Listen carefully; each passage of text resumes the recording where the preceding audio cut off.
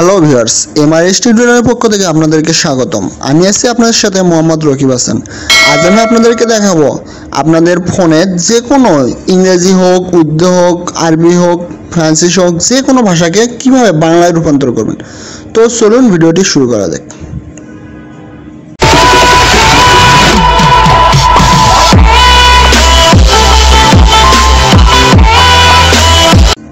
প্রথমে আমাদেরকে যেতে হবে প্লে স্টোরে। প্লে স্টোরে যাওয়ার পর আমরা এখানে সার্চ দিব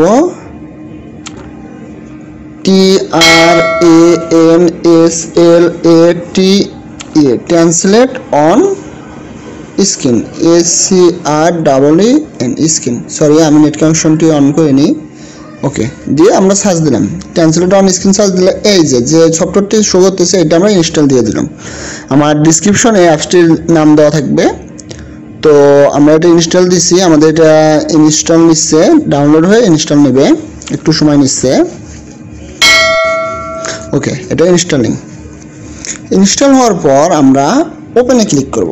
ওপেনে ক্লিক করার পর আমাদের এইরকম একটা ইন্টারফেস আসবে। দেখেন, আমরা এটা ক্লোজ করে দেব।